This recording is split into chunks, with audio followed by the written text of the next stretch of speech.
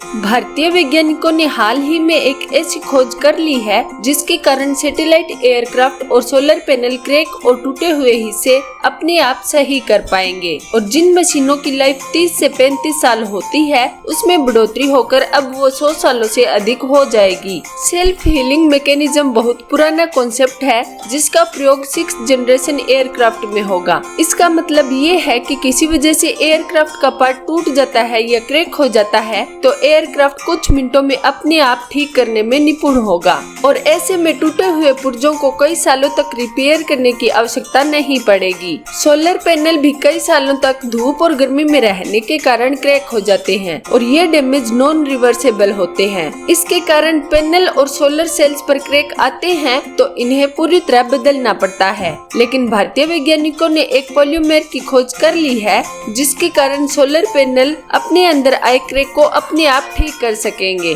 और इस cell healing को बनाया है IIT भिलाई के रिसर्चर ने।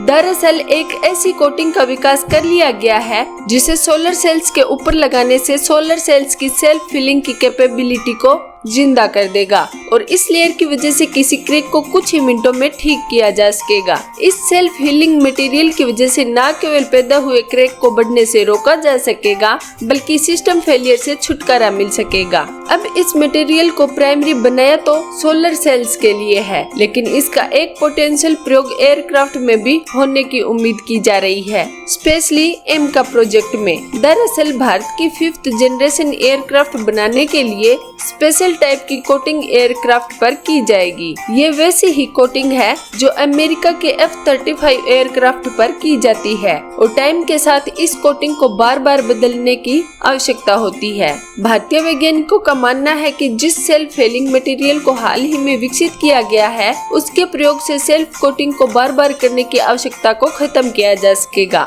और भारतीय एयरक्राफ्ट को भी 6th जनरेशन एयरक्राफ्ट की कैपेबिलिटी को मैच करने में सहायता मिल सकेगी। इनफैक्ट सैटेलाइट की आयु बढ़ाने के लिए भी इसे क्रांतिकारी टेक्नोलॉजी की तरह देखा जा रहा है। डॉक्टर संजीव बनर्जी ने इस पूरे प्रोजेक्ट को लीड किया था और इनकी स्टडी को यूरोपियन पॉलीमर में प्रकाशित किया गया है। वैसे इस पॉलीमर का नाम है PST0B और इसे सिटानिक पॉलीमराइजेशन के थ्रू सिंथेसाइज किया गया है। आज के समय में एक सोलर पैनल की उम्र 15 सालों के लगभग होती है लेकिन इस खोज के कारण पैनल की उम्र को 50 सालों तक किया जा सकेगा। जाहिर तौर पर ये तकनीक प्राइमरी फेज में है और कमाल की बात ये है कि इस तकनीक का सक्सेस आज 7 देशों के पास है। हालांकि ये सभी देश सोलर पैनल के बजाय इस तकनीक का प्रयोग मिलिट्री एप्लीकेशन में करने के ज्यादा इच्छुक हैं। देखिए ये बात तो तय है कि भारतीय डिफेंस एजेंसी के पास इस तकनीक की खबर पहुंच गई होगी लेकिन कब तक इसका प्रयोग भारत के किसी मिलिट्री प्रोजेक्ट में किया जाता है